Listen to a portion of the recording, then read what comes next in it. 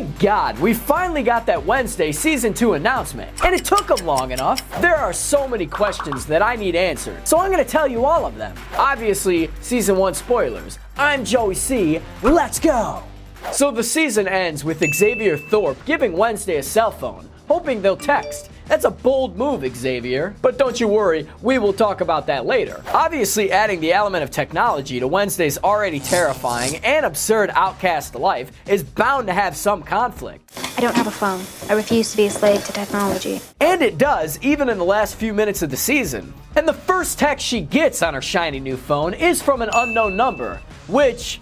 it doesn't really make a lot of sense. I mean, homegirl just got the phone a few minutes ago. She doesn't even know her own number. But the person sends 2 candid pictures of Wednesday with friends and an animated gif of a knife going in her head with the caption, "I'm watching you." Now, the only 2 people we can confirm are not Wednesday's stalkers are Tyler and Xavier. And I'm only saying that because those 2 are in the photo with Wednesday that the stalker sends. Could it be someone that Xavier is close to? This better be answered in Season 2.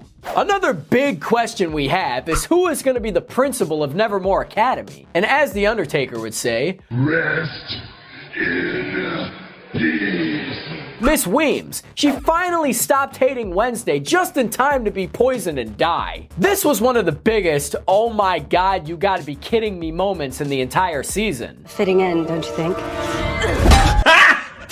Got him! So for Season 2, who's taking her place? There's a few adults on the show who already have the chops. Morticia Addams would be so good, but not because I love Catherine Zeta-Jones. She was queen of Nevermore Academy. Boy, does she have the attitude. They could also bring in someone entirely new. Another person for Wednesday to inevitably beef with. Look, homie, we got beef, you understand that? The show has a lot of critical acclaim now, so they could probably get an amazing cast member. Maybe they could pull another Christina Ricci and have someone from the original Addams Family movie come back. That would be pretty cool. And speaking of coming back, come back to Screenrant. We'd love to have you. Hit the subscribe button below.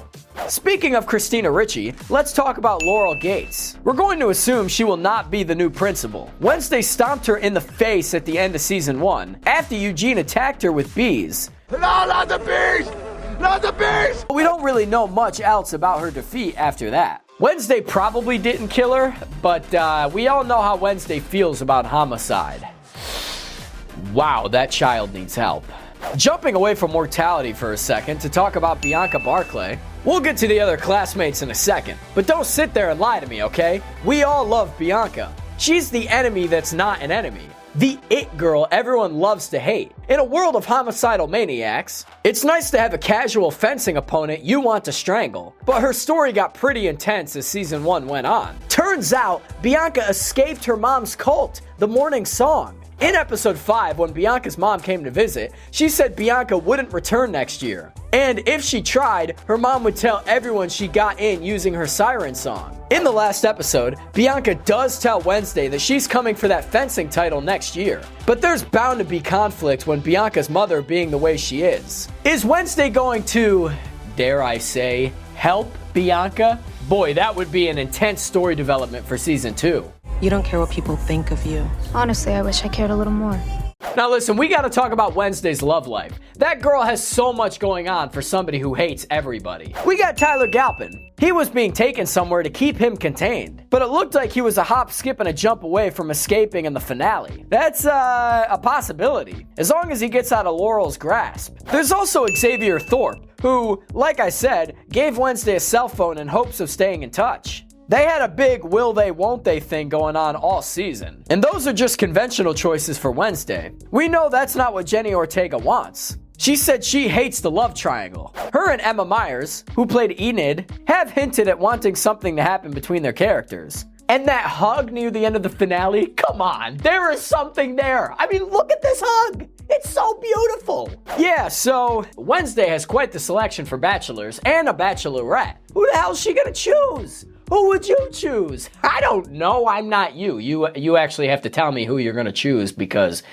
I don't know. Yeah, so they better unpack all of that in Season 2. Now you're probably thinking, boy, that's a lot of things. Well, listen, we have high expectations for this. What do you think is going to happen in Season 2? What did you think of season 1? Let us know in the comments below. And as always, everybody, thank you so much for watching.